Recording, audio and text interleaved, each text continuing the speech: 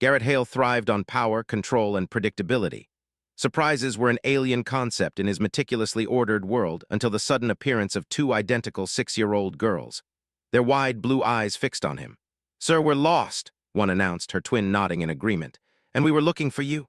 Garrett froze, his mind reeling, looking for him. Before he could fully process their words, he found himself exhaling sharply.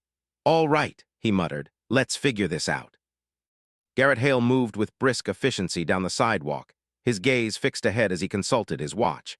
He was running late for a meeting, a rare occurrence. He had meticulously constructed his life upon discipline and control. Punctuality was a non-negotiable tenet of his existence, and tardiness, a failing he abhorred, especially in himself. His driver already stood by the curb, the sleek black limousine gleaming under the late afternoon sun.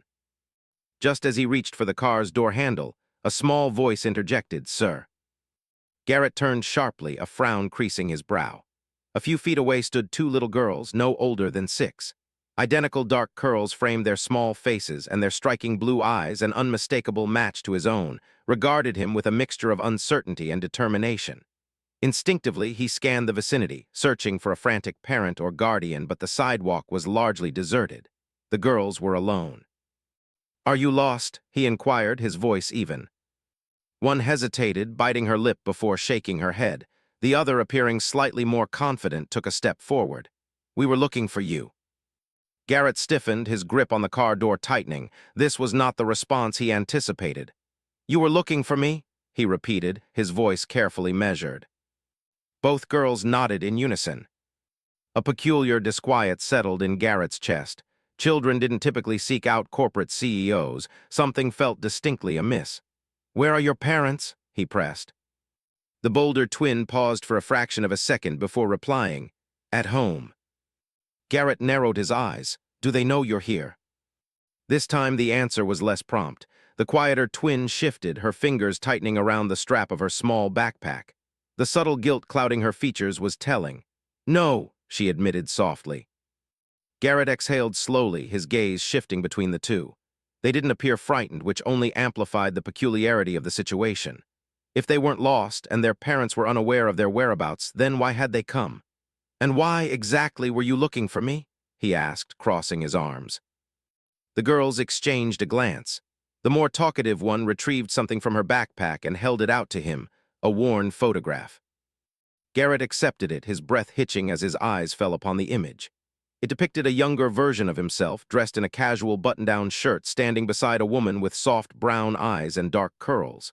He recognized the picture. He knew her, Mallory Carter, a name he hadn't entertained in years. His eyes flicked back to the twins. A chill traced its way down his spine. "She's our mom," the girl stated quietly. Garrett's pulse throbbed in his ears. He looked down at the photograph again, then back at the two little girls with their identical blue eyes. For the first time in years, Garrett Hale was utterly speechless. Garrett stared at the photograph, his fingers tightening around its worn edges. The image was slightly faded, but the two individuals were unmistakable, him and Mallory. He hadn't seen her in years, hadn't even thought about her for a long time. Yet here he was on a bustling sidewalk, confronted by two little girls claiming her as their mother. His mind raced, sifting through possibilities, searching for a logical explanation. A mistake, perhaps, the wrong person, some elaborate misunderstanding. But as he looked at them again, those wide blue eyes gazing up at him with quiet anticipation, a deep-seated certainty told him it was no mistake. "Where is your mother now?" he asked, his voice controlled, though not as steady as he would have liked. "At home," the bolder twin replied. "She doesn't know we're here." Something shifted within Garrett. "You ran away." The quieter girl hesitated before nodding. "We wanted to find you." His grip on the photo tightened as he processed their words. Mallory hadn't sent them. They had come independently. This implied she either hadn't told them about him or hadn't expected them to ever meet. Regardless, they had found him. And now, two 6-year-old girls stood before him, expecting something he wasn't sure he could provide. "You shouldn't have done that," he said, running a hand through his dark curls. He was unaccustomed to dealing with children, let alone two who had managed to track him down. "Your mother must be worried sick." The first twin, Lily, as he would later learn, shifted slightly. "We thought she wouldn't notice." Garrett let out a slow breath, pinching the bridge of his nose. He had built his life on structure, control, and calculated decisions. Nothing in his world was ever left to chance. But this, two little girls appearing out of nowhere with eyes that mirrored his own, this was beyond any contingency he could have planned for. "How did you even find me?" he finally asked. Sophie, the quieter twin, produced another item from her backpack, a piece of paper folded several times. She handed it to him. As he unfolded it, he immediately recognized it, a printed copy of his company's address. Garrett frowned. "Where did you get this?" "In a box in Mom's closet," Lily admitted. "She had some letters and papers. We saw your name and looked it up." Garrett inhaled deeply, trying to contain a rising tide of frustration. They had rummaged through Mallory's belongings, found his name, and somehow made their way here without her knowledge. That alone was reckless. But what weighed on him more heavily was the realization that Mallory had evidently kept traces of him in her life, even if she had never reached out. "You should have told her where you were going," he said finally. "We didn't think you'd be mad," Sophie said, looking at him with a slight frown. "We just wanted to know who you were." Her words cut deeper than he expected. Garrett had spent years evading connections, avoiding anything that might tie him down. He had never considered the aftermath of his separation from Mallory, never once imagined there could be two little girls growing up without knowing their father. And now they were here. "You know now," he said, his voice quieter. "What happens next?" The girls looked at each other, then back at him. "Can we talk to Mom first?" Lily asked. Garrett exhaled. That was the only sensible course of action. He couldn't stand here on a sidewalk with two errant children and pretend he knew what to do. "Get in the car," he said, nodding toward his sleek black vehicle. "I'm taking you home." As they climbed in, Garrett sat behind the wheel, gripping it tightly. He had arrived today expecting a routine business meeting. Instead, he was driving two little girls, his daughters, to a woman he hadn't seen in nearly 7 years. And for the first time in his life, he had no idea what awaited him on the other side of that door. The drive to the girls' home was quiet, but it wasn't the comfortable silence Garrett was accustomed to. This silence felt heavy, laden with unspoken questions and answers he wasn't sure he was ready to confront. Lily and Sophie sat in the back, their small forms barely filling the luxurious leather seats. They weren't scared, which surprised him. If anything, they seemed expectant, as if they had known all along he would take them home. Garrett's grip on the steering wheel tightened as he turned onto a familiar street. He hadn't been here in years, yet everything looked unchanged. The row of townhouses, the tree-lined sidewalk, the small neighborhood park at the end of the block. It felt like a place frozen in time. He pulled up to a modest but well-kept house and parked in the driveway. The moment he shut off the engine, the front door burst open. Mallory stood on the porch, her dark brown hair pulled back in a messy bun, her face pale with worry. The instant she spotted the twins in the back seat, her expression shifted from fear to relief, then to something much sharper, anger. Before Garrett could even step out of the car, she was moving toward them, her footsteps quick and purposeful. "Lily, Sophie," her voice was breathless, desperate. "What were you thinking?" Both girls scrambled out of the car as soon as Garrett unlocked the doors. They ran to their mother, heads ducked in guilt, as she pulled them into a tight hug. "We're sorry, Mom," Sophie mumbled against her shoulder. "We just wanted to see him," Lily added softly. Mallory squeezed them tighter before pulling back, her hands gripping their arms gently but firmly. "You scared me half to death," she said, her voice breaking. "You can't just run off like that." Garrett stood beside his car, observing the scene. He had braced himself for anger, for accusations, but he hadn't been prepared for the raw emotion in Mallory's eyes as she looked at her daughters. Finally, she straightened, her gaze snapping to him. "What are you doing here?" she asked, her tone laced with suspicion. Garrett met her eyes, keeping his voice even. "They came to find me. I brought them home." Mallory exhaled sharply, rubbing her temple. "Of course they did." She turned back to the girls. "Go inside now." Lily and Sophie hesitated, casting a glance at Garrett before nodding. They walked toward the house, heads down, leaving the two adults standing in tense silence. Once the front door closed behind them, Mallory crossed her arms. "So," she said, her voice low and controlled, "now you know." Garrett nodded slowly. "Yes, now I know." She let out a bitter laugh, shaking her head. "Took you long enough." His jaw clenched. "You never told me, Mallory." Her expression hardened. Would it have made a difference? Garrett didn't have an answer to that, and the fact that he didn't frustrated him more than anything. Mallory sighed, rubbing a hand over her face. Look, I don't want to do this out here. Come inside. He hesitated for a moment before following her up the steps. The inside of the house was warm, lived in. It wasn't large, but it was full of life. Children's drawings pinned to the fridge, a basket of laundry by the couch, a few toys scattered near the stairs. It smelled of cinnamon and something vaguely floral, a scent that was familiar in a way that made something in his chest tighten. Mallory gestured toward the kitchen. Sit. Garrett pulled out a chair at the small wooden table, watching as she poured herself a cup of coffee before turning to him. Want one? She asked. No. She shrugged, taking a sip before sitting across from him. For a long moment, neither of them spoke. Then, finally, Mallory set her cup down and looked him in the eye. I never planned on you finding out. Garrett exhaled slowly. Why? She let out a humorless chuckle. Are you really asking me that? Yes, Mallory, I am, he said, his voice steady but firm. You had to know I would have wanted to know. She stared at him for a long time before answering. When I found out I was pregnant, I thought about telling you, she admitted. I really did, but you were already gone, Garrett. You were moving up in the world, making your name, and I knew what would happen if I told you. His brow furrowed. What do you mean? She leaned back in her chair, folding her arms. You would have felt obligated, she said simply. Not because you wanted to, but because it was the right thing to do. And I didn't want that. I didn't want you in their life out of duty. I wanted you in their life because you wanted to be there. Garrett clenched his jaw. That wasn't your decision to make. Maybe not, Mallory conceded, but I made it anyway. Silence settled between them again, heavier this time. Garrett glanced toward the living room where he could hear the faint sound of the girls talking upstairs. His daughters. I want to be in their lives, he said finally. Mallory studied him carefully. Why now? Because I should have been there from the beginning, he said. And because they came looking for me, that has to mean something. She looked down at her coffee cup, tracing the rim with her finger. When she spoke again, her voice was softer. They've always wondered about you, she admitted. I never lied to them, I just never gave them answers, and I think that only made them more curious. Garrett nodded slowly. Mallory took a deep breath.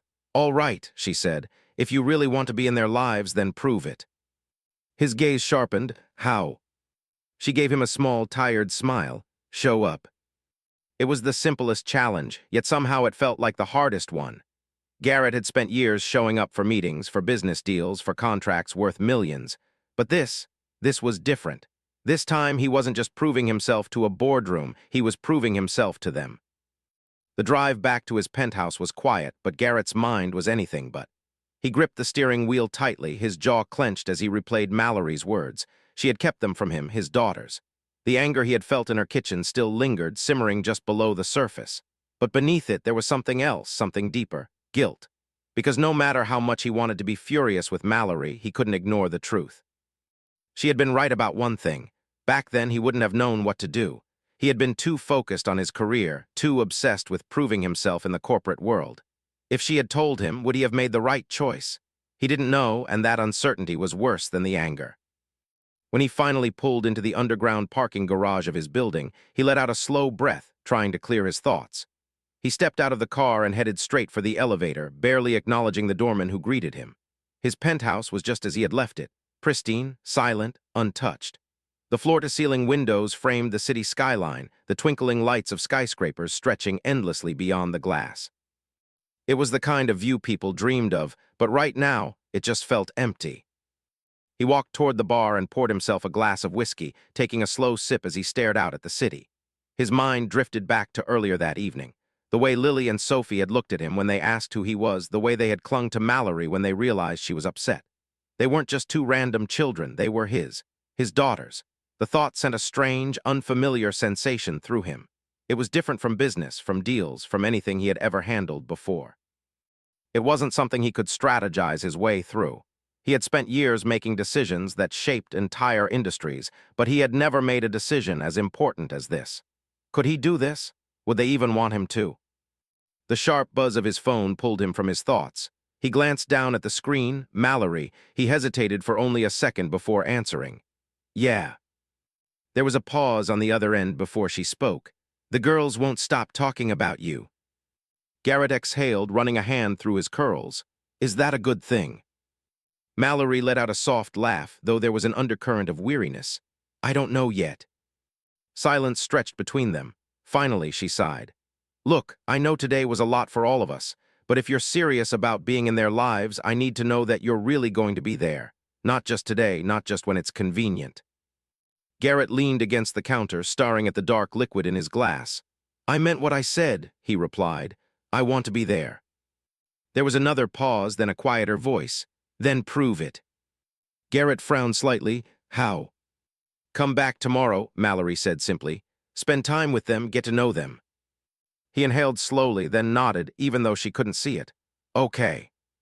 Okay, she echoed. Then I'll see you tomorrow. Tomorrow? She ended the call before he could say anything else. Garrett set his phone down and took another slow sip of whiskey. For the first time in his life, he was stepping into something he couldn't control, something uncertain, something messy. But for some reason, it didn't scare him as much as it should have. For the first time in years, he wasn't thinking about deals or profits or power. He was thinking about them. Garrett arrived at Mallory's house the next afternoon, earlier than planned. He sat in his car for a few moments, staring at the front door, trying to ignore the unusual weight pressing down on his chest. He had walked into boardrooms filled with ruthless executives, negotiated billion-dollar deals with men who would sell their own families for profit, and yet nothing had ever made him feel as unprepared as this. Taking a deep breath, he stepped out of the car and made his way to the porch. Before he could knock, the door swung open. Lily stood there, blinking up at him, surprise flickering across her face. You're here. Garrett arched an eyebrow. You sound like you weren't expecting me. She shrugged. Mom said you would come, but Sophie said you might change your mind. Something about that struck a nerve. And what did you think? Lily tilted her head, considering. I thought if you really wanted to be here, you'd come early. Garrett smirked slightly. Then I guess I passed the test. Before she could say anything else, Sophie appeared behind her. She stared at him for a moment, then turned her head slightly. Mom, he's actually here. Mallory's voice drifted in from the kitchen. Let him in before you keep making announcements, Sophie. The twins stepped aside and Garrett walked in, feeling the warmth of the house settle around him.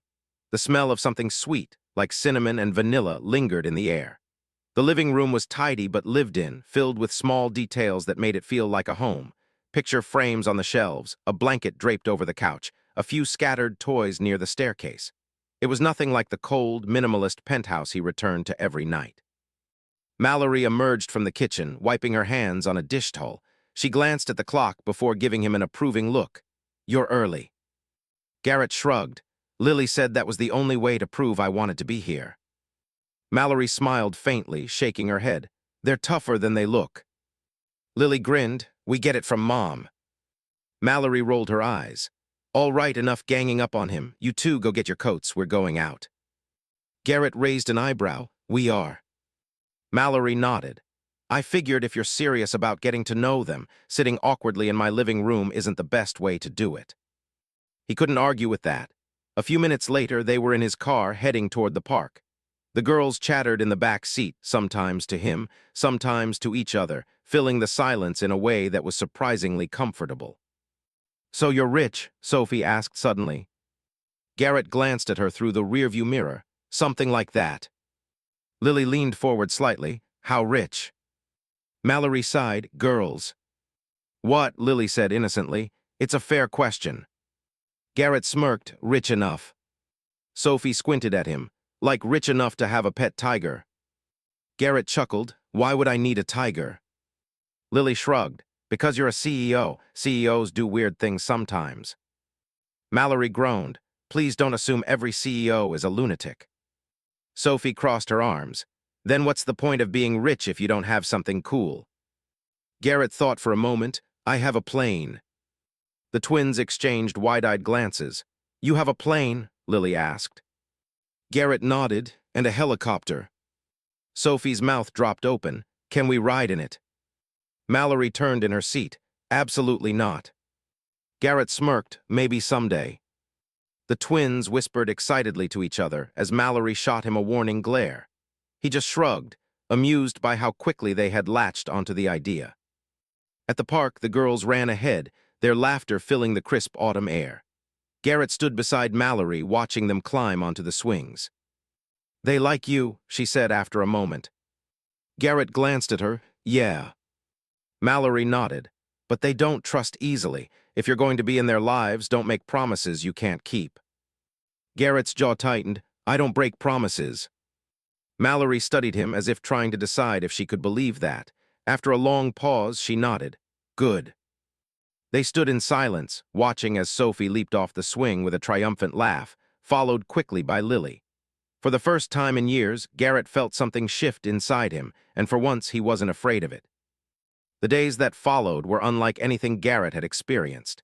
His usual routine, structured, disciplined, predictable, had been disrupted by two small forces of nature named Lily and Sophie. Instead of back-to-back meetings and business negotiations, he now found himself fielding rapid-fire questions about everything from his favorite food to whether he had ever fought a shark. He had expected them to be distant, hesitant, but that wasn't their way. They were cautious at first, studying him as one might examine an unfamiliar object, but once they decided he wasn't going anywhere, they wasted no time in making him part of their world. It was overwhelming, and strangely, he didn't mind. On the fourth day, Mallory called. He had just finished reviewing a contract when he picked up, leaning back in his office chair. They won't stop asking when you're coming back, she said before he could even greet her. Garrett smirked, glancing at the clock. Miss me already. Mallory snorted, not me, them. He hesitated for a fraction of a second before answering, I'll be there in an hour. When he arrived, the front door opened before he could even knock. Lily and Sophie barreled out, their faces lighting up as they grabbed his hands. Mom said we could go get ice cream, Sophie announced. Can we? Lily asked, looking up at him with wide, hopeful eyes. Garrett raised an eyebrow. You do realize it's almost dinner time, right? Lily nodded solemnly. That's why we have to go before Mom changes her mind. Mallory appeared in the doorway, arms crossed. I never agreed to before dinner. Lily and Sophie turned identical, pleading gazes on their mother, eyes wide with dramatic innocence. Mallory sighed. Fine, but small portions.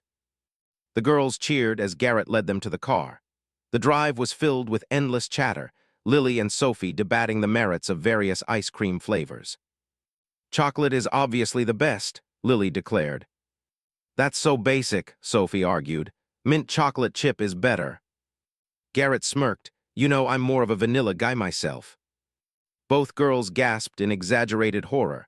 Mallory, from the passenger seat, shook her head. And you want to be a part of their lives. Garrett laughed, a sound that still felt surprisingly natural. Guess I'll have to work on my taste. At the ice cream shop, the girls wasted no time selecting their flavors. As they ate, Sophie suddenly looked up at him, her expression more serious. Are you going to be here for our birthday? The question caught him off guard. When's your birthday? Next month, Lily said, licking her spoon. Garrett glanced at Mallory, who was watching him carefully. He looked back at the twins. Of course, I'll be here. Sophie studied him for a long moment before nodding. Okay. Garrett wasn't sure why, but that single word felt like more than just an acknowledgement. It felt like a test, one he was determined not to fail. A week passed, and Garrett found himself slipping into a new rhythm, one that felt completely foreign yet oddly natural. His life had always been structured, controlled, every moment accounted for. Now his days were punctuated by excited phone calls from Lily and Sophie, invitations to come over, and the expectation that he would indeed show up. And he did. Initially, he had assumed the twins would treat him like a guest, someone new and unfamiliar. But they had no hesitation in pulling him directly into their world. They had opinions on everything, the kind of shoes he should wear, the movies he needed to watch, even how he should style his hair. He had expected it to be exhausting. Instead, it was grounding. One evening, as he sat in Mallory's kitchen, watching Lily and Sophie attempt to teach him how to braid hair using one of their dolls, he realized something unsettling. He didn't want this to be temporary. He had spent his entire life believing that work was paramount, that love and family were distractions, that emotions only made a man weak. But sitting here with two 6-year-olds laughing at his fumbling attempts to braid synthetic blonde strands, he couldn't remember why he had ever thought that. Mallory leaned against the counter, watching the scene with an amused expression. They've got you wrapped around their little fingers. Garrett glanced up, smirking. I don't know what you're talking about. Sophie lifted her head. He's actually not that bad at braiding. Lily nodded. Yeah, for a beginner. Mallory shook her head. They're just being nice. That braid is a disaster. Garrett sighed, setting the doll down. Fine, I accept defeat. Sophie grinned. You'll get better with practice. The thought settled into his chest, warm and unfamiliar. After the girls had gone to bed, Garrett stayed behind. Mallory handed him a cup of tea, something she had always done when they were together, back when things were simpler. He held the cup between his hands, studying her carefully. You're letting me in, he said after a moment. Mallory exhaled, crossing her arms. I guess I am. Why? She hesitated before answering. Because I see the way they look at you, they like having you around. She glanced toward the hallway where the twins' bedroom was. And I think they need you. Garrett swallowed, feeling the weight of those words. And what about you? Mallory let out a small laugh, shaking her head. I don't know yet. He nodded, setting his cup down. That's fair. They sat in silence for a moment, the air between them no longer as tense as it had been weeks ago. Mallory finally sighed. You're really staying, aren't you? Garrett met her gaze. Yeah, I am. For the first time, she didn't challenge him. And for the first time in his life, he wasn't looking for an escape. Garrett had never imagined that a single moment could so completely shift the course of his life. He had spent years believing that control and precision were the keys to success, that emotions were liabilities, and that family was a distraction. But now, as he stood in Mallory's kitchen again, helping Lily and Sophie decorate cupcakes for their upcoming birthday, he realized how profoundly wrong he had been. The kitchen was filled with laughter and the scent of vanilla. The twins were covered in flour and frosting, their small hands making a delightful mess of the counter as they carefully placed colorful sprinkles on top of the cupcakes. Garrett had tried to assist, but after smudging blue icing on Sophie's nose and earning a scolding from Lily for ruining the aesthetic, he had been demoted to cleanup duty. You're taking this very seriously, Garrett observed, watching Lily examine a cupcake as if it were a five-star culinary creation. It has to be perfect, she declared, adjusting the sprinkles with a careful hand. It's our birthday. Sophie licked frosting off her fingers. I think they look fine. Fine isn't good enough, Lily muttered. Garrett smirked. Sounds like someone I know. Mallory, who had been watching from across the kitchen, raised an eyebrow. Wonder where she gets that from. Lily and Sophie finished their cupcakes and hopped down from their stools, satisfied with their work. Can we show them to Mom? Lily asked. Garrett nodded. Go ahead. The girls ran off, their laughter trailing behind them. As soon as they were out of sight, Mallory turned to Garrett, crossing her arms. So, birthday presents. Garrett leaned against the counter. What about them? Mallory gave him a look. You're planning on spoiling them, aren't you? Garrett smirked. I have no idea what you're talking about. Garrett. He sighed, lifting his hands in surrender. Fine, I may have gone a little overboard. Mallory rolled her eyes. How overboard? Let's just say there may be a pony involved. She groaned, covering her face with her hands. I can't believe this. They deserve something special, he said, his voice softer now. Mallory dropped her hands and met his gaze. They don't need grand gestures, Garrett, they need you. He held her gaze, an unspoken understanding passing between them. After a long pause, he nodded. I know. Mallory sighed but didn't argue. Instead, she glanced toward the hallway where the girls had disappeared. They really love having you here, you know. Garrett swallowed. I love being here. Mallory hesitated for a moment, then gave him a small smile. Then stay. Garrett didn't answer right away. He didn't have to, because in his heart he already knew he wasn't leaving. Not now, not ever. This story is more than just a tale about a billionaire discovering he has children. It's about responsibility, redemption, and the realization that true success isn't measured in wealth but in the relationships we build. Garrett begins as a man who believes he has absolute control over everything. His career, his emotions, his future. But the arrival of Lily and Sophie challenges every precept he thought he knew. Initially, he struggles, unsure how to fit into their world. Yet, as the story unfolds, he realizes that being a father isn't about grand gestures or financial security. It's about showing up. Lily and Sophie, despite their youth, are not merely passive characters in his transformation. They are the catalysts who push him to grow, who demand honesty and presence. Their innocence and curiosity force Garrett to confront the choices he's made and the life he's been studiously avoiding. Mallory, too, represents a crucial part of his journey. She isn't just the mother of his children. She is a reminder of who he used to be and a challenge to who he can become. Her reluctance to let him back into their lives isn't born of resentment, but of a fierce protectiveness for the daughters she raised alone. The beauty of the ending lies not in perfection, but in progress. Garrett doesn't suddenly morph into the ideal father overnight, nor does Mallory immediately trust him completely. What makes the ending powerful is his choice to stay, to show up day after day, proving not just to Mallory and the girls, but to himself that he genuinely wants to be part of this family. The final moment, where he recognizes he's not just someone passing through their lives, but someone who belongs, is what imbues the story with true meaning. Because in the end, Garrett Hale doesn't just gain daughters. He gains a reason to live beyond his empire.